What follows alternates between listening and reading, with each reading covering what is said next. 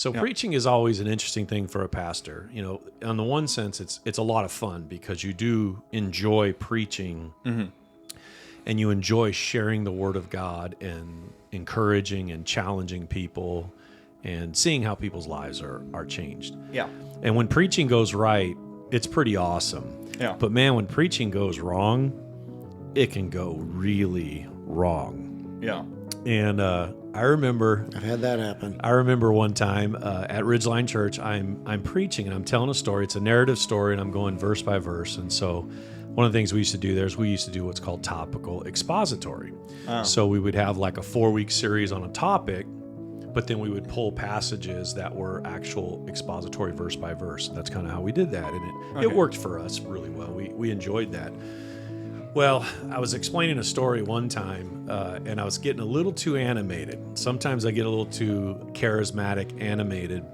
And for whatever reason, while I'm up there preaching, I'm preaching and I'm telling the story about how the disciples were with Jesus. And you know, Jesus just got so frustrated. You get frustrated with the disciples every once in a while. And I'm really going in and I'm kind of, here's what was happening at the time. And Jesus looks at them, and it's almost like Jesus just said, look here, numbnuts, why don't you stop?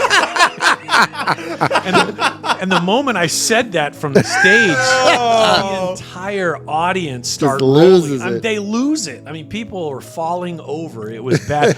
I turned bright red, you know, and of course, part of what preaching is too, there's a little bit of performance in it, you know, and so you're trying not to, as a communicator, to react to what you just said. Yeah, but sometimes you have to. Yeah, sometimes you have to, and so the crowd wouldn't stop laughing.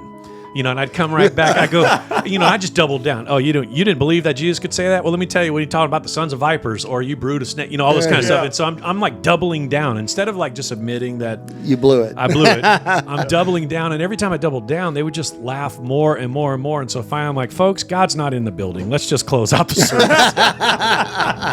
service. So we prayed and we closed. I kid you not, and everybody was dying laughing. And so I kind of got this bit of reputation where, as I preached, you know, something would just kind of fall out of my mouth. You know, I would say just something crazy like that. And ever since even being here at 14:6 and preaching and teaching, I transcript all my messages, and I'm very careful not to let that Steve Long come out. Yeah. But I remember a couple came in, and it was in one service, and I can't remember something, and I said something, and Sherry, my wife, was sitting next to them, and it was the Robins, and Dave and Susan Robin. I had the honor of officiating their wedding. Yeah. And I said something off color. I mean, it wasn't like bad, you know. And then Susie yells from the actual seat, "There's Pastor Steve!" So it's like this little reputation now. Yeah. Numbnuts. There you go. Yeah. Wow.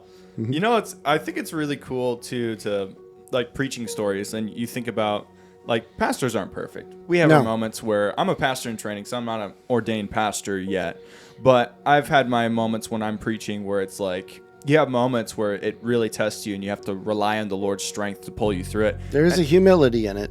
A big humility. And sometimes you mess up and you just have to go, well, I remember learning that with playing keys on the worship team, because I've been playing on the keys for piano for the worship team for, I think, 6 or 7 years Something now. like that, yeah. And I've had moments where I've messed stuff up on stage, and it's like, okay, you just got to move on and just adapt and overcome and just push forward. And I love how Paul says in the scriptures that in my weakness he is strong. And I think that's such a huge and powerful lesson that all pastors should learn, is that in our weakness Christ is strong.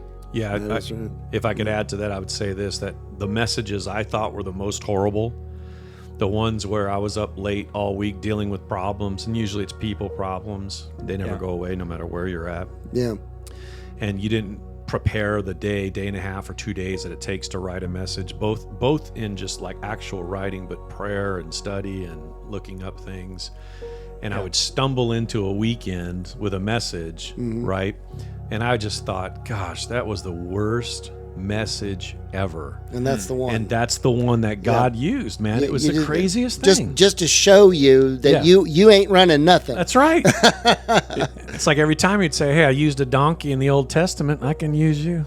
That's right. So, you know. That's right. Yeah, with Balaam and the donkey, that's another good example. Yeah. I was thinking of Peter, too, where he had his fair share of shoving open his mouth, foot shove foot in. Every pastor, I think, who's ever preached has said some some. Well, there's been a few inappropriate times I've things. looked and said, "Did I just say what I think I said?" And everybody's laughing. Yes, you know, yeah, but we are human. That's fair.